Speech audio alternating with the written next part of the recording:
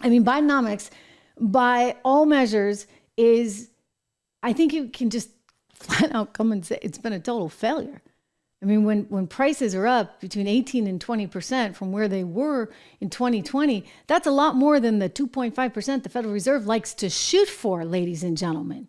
And then when you look at some things like rents, they're up even more, or mortgage prices. I mean, the amount of money that people are paying in mortgage costs now versus, say, what they were paying in 2020, it's up 66%. So this is pretty extraordinary. When we go into the State of the Union this week, we are going to hear over and over and over again how Bidenomics is working. Bidenomics is just great. Well, what cracks me up, this is actually pretty funny, is that for all this talk of Bidenomics and all those nifty TikTokers there in the Biden administration, nobody had the bright idea to go and buy Bidenomics.com.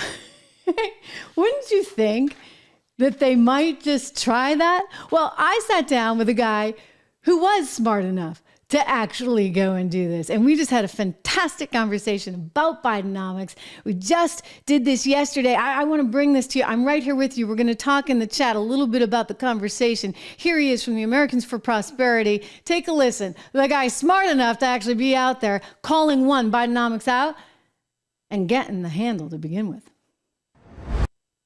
About whether Bidenomics really is working or not, I think we know the answer, is Akash Chigule from Americans for Prosperity. He is the Vice President of Government Affairs over there at AFP. It is good to see you. Good to see you, Trish. Thanks for having me on. So, every single poll you look at right now shows that people are really just tired of the Biden economy. Every single thing I see. And yet the administration keeps telling us Bidenomics is working. Bidenomics is working. Oh, inflation's coming down. But inflation isn't really coming down, is it, Akash? I'd like you to explain that and refute that point, if you would. No, the White House can point to whatever little charts and line graphs they can, but you can't argue how people are feeling. And the way people are feeling is correct, which is that their life has gotten a lot more expensive since President Biden took office. And so even if these inflation indicators are down year over year, month over month from what they were a year ago, inflation has just been elevated and it's been climbing since the president took office and spent his additional $6 trillion with Nancy Pelosi and Chuck Schumer when the Democrats controlled Congress. And so even the baselines that they're measuring from are higher and higher and higher each month. The end result, Trish, is that the average American family is spending $11,400 more per year to afford the same quality of life that they had before Joe Biden took office. Our organization is going to hold him and the people that voted for his agenda accountable this year. Akash, it's amazing. Like, that is truly, truly remarkable. We haven't seen an inflation uptick like that, since Carter? Yeah, that's exactly right. Certainly not in my lifetime. And the thing is, in the 70s, it was kind of this slow drip. Here, we know how obvious the connection is. It's the trillions of dollars in reckless spending without doing anything to increase the supply of goods and services in the economy. Anyone, even without an economics degree, you don't need a PhD in economics to know that dumping trillions of dollars into the economy without increasing supply is going to drive up prices. That's what Americans are dealing with. And they did it for so long. And by the way, it wasn't just what was happening in DC from Congress and from Biden. I mean, my gosh, he handed out the third stimulus check when he came into office. And I'm like, seriously? Right? Like, by then the economy was already opening up. And so it was just like a windfall for people. And so you could just see it. It was like, I was watching in real time, of course. I was the crazy person in August of 2020 when Donald Trump handed out the second stimulus check. I was like, be careful, be careful, be careful, because you combine that with what the Federal Reserve was doing, printing like there was no tomorrow, and they wouldn't stop printing. And they just kept printing and printing and printing and printing. And I'm like, whoa, it's coming at us from every single direction. How would you not have inflation? I mean, even today, you look at hotel prices, you look at airfare prices, you look at egg prices, for goodness sakes. Everything is higher. Trish, 59% of Americans say they feel angry, anxious, or frustrated when they go grocery shopping. Now, that's a data point. Your listeners don't need to listen to polls to know that they're frustrated. I mean, we heard these stories all over the country the past couple of years. if you recall, AFP was doing events at gas stations and grocery stores. We were actually helping people, afford the price of gas during the worst months of inflation, things like that. Some of the stories we heard. I mean, I remember I was doing an event in Pennsylvania.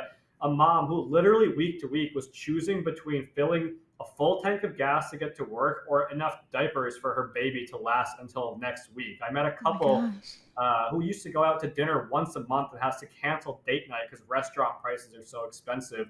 And these are short-term indicators, but then you look at interest rates, people's ability to buy a car if their family is growing, buy a new home. I mean, the American dream is getting further and further out of reach, and that's simply not what you're hearing from the White House because they don't want to be honest about what's going on. And so we're doing it for them at Bidenomics.com starting today. Okay, I got to get to that. But I mean, gosh, it's striking how quickly it happened too, right? And it shows you, and this is why I'm a nerd for policy, and especially when it comes to economic policy, but it just shows you how important this stuff is and that you don't want to mess around because you can so quickly screw it up as this team has, frankly. I mean, and they had every warning. I mean, they didn't have to listen to me. Larry Summers, their friend, right?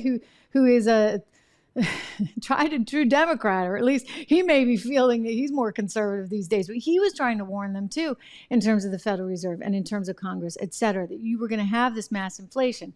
And sure enough, we've got it. So Bidenomics.com, this one cracks me up. Okay. So I was reading about you guys and I learned you had Bidenomics.com and I'm like, wait a second. Like Joe Biden doesn't own, White House doesn't own Bidenomics.com. Americans for Prosperity owns this one.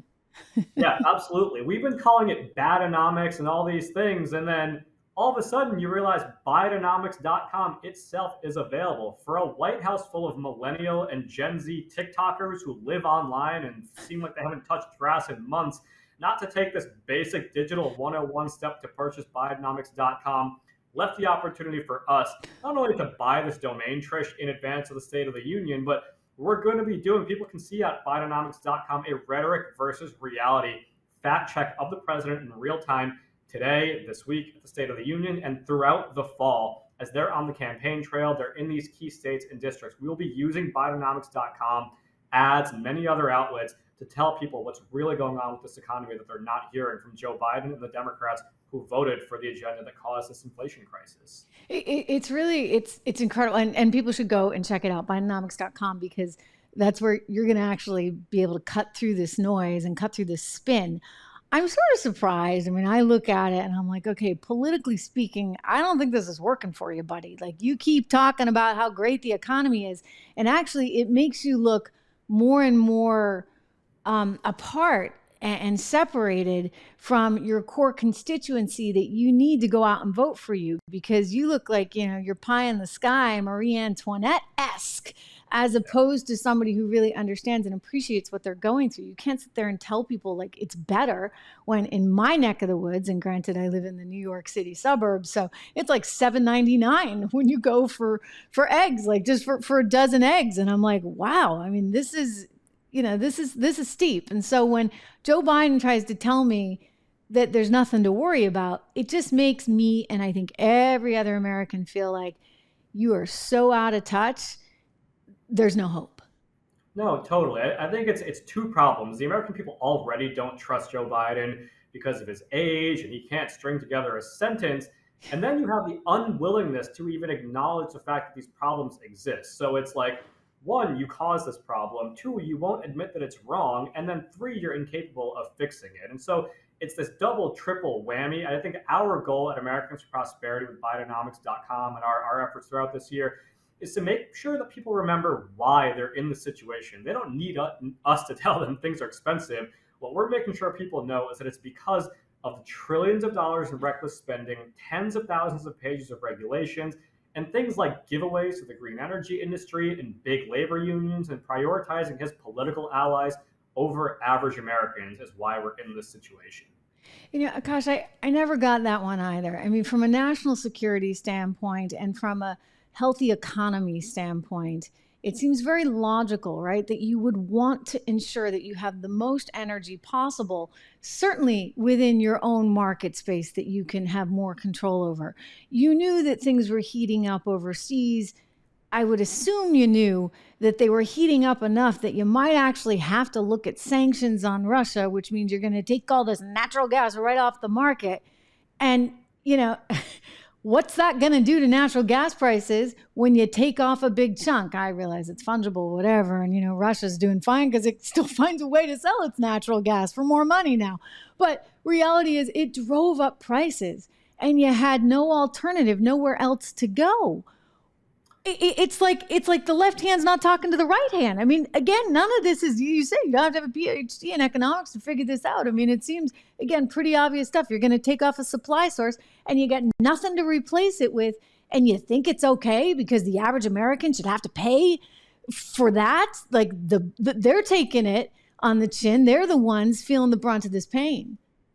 Here's the greatest irony, Trish. It's not like he caused this overnight transition to renewable energies. All we did was drain down the strategic production reserve to its lowest levels ever. And then he went and begged Venezuela and Iran to produce more natural gas. I mean, we're going to countries that do things dirtier than we do for the environment, have all kinds of human rights abuses, and we're harming American workers in the process while also not even achieving his goals in the energy and environment space, while making the country weaker and more susceptible to uncertainty on the global scale. I mean, the lesson here really is one for, you know, the American people in general, but I think policymakers in Washington of both parties, right? The American people don't want a lot from government. They want hands off a free market that creates opportunity for them to build a better life for their family.